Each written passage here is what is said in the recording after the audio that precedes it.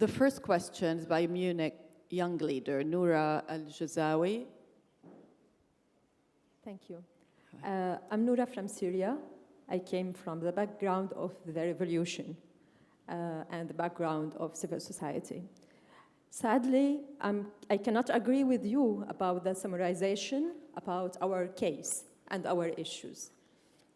You say that our case is refugees, terrorism, aid, constitution, election, and ceasefire.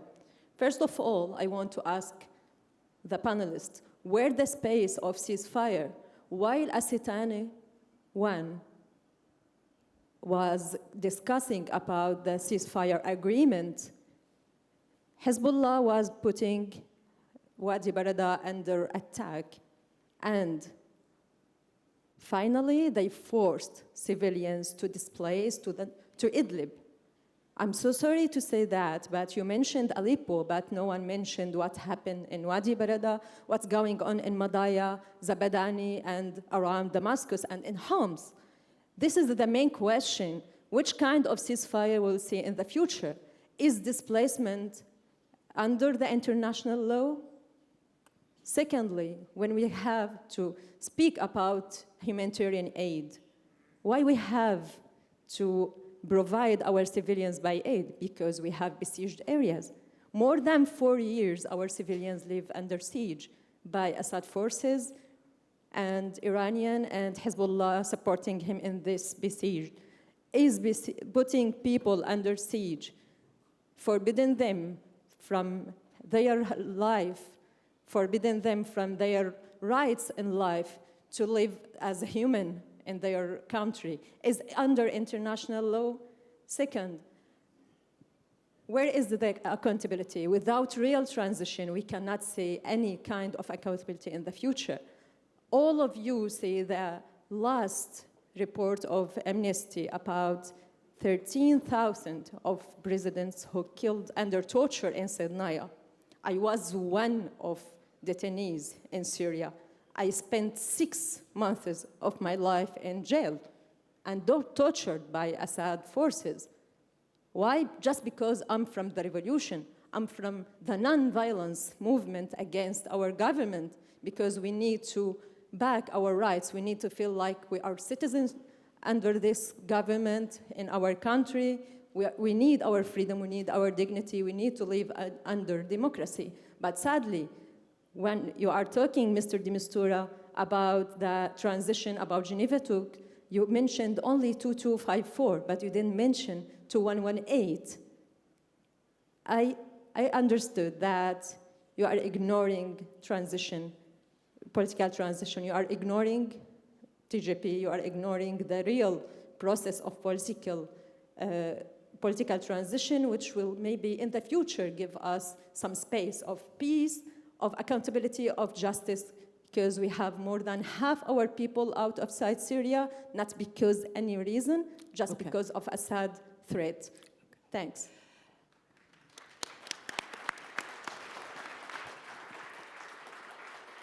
Thank you for that powerful intervention. Stefan, do you want to take that on? Yes, of course. First of all, I can imagine the level of frustration and anger, especially from a Syrian woman who has been going through a jail and torture for being actually quite moderate in her own reaction. And I can put myself very much in her place, so I am not going to say anything about that. Now, I've been 46 years now, 47 almost now, with the UN in conflict areas, in Iraq, Afghanistan, Somalia, Bosnia, and I never seen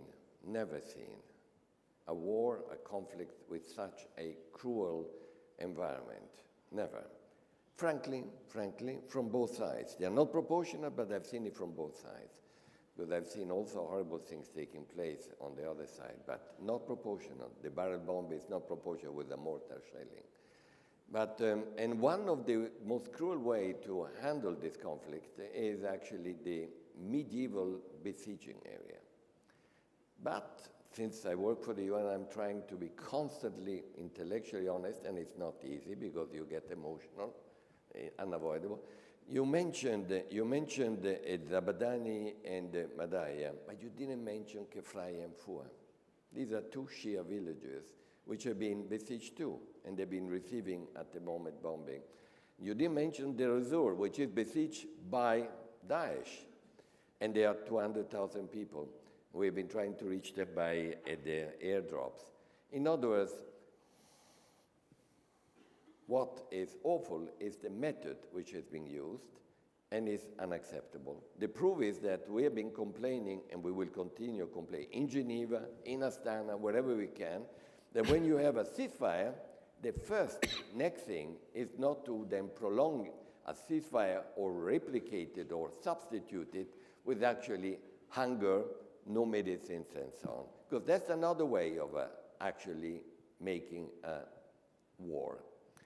I'm counting, frankly, Konstantin, and we discussed it with our Russian and Turkish counterparts, that in Astana, once the mechanism is established, once these incidents which are taking place and which are linked to the wish of the government to encroach more in the territory by saying there are 3 al-Nusra there are 5 al-Nusra here, and therefore move a little bit on what is the military solution, we will start seeing genuine humanitarian access. I know that your people are I was in Moscow, they were talking to me actually about it.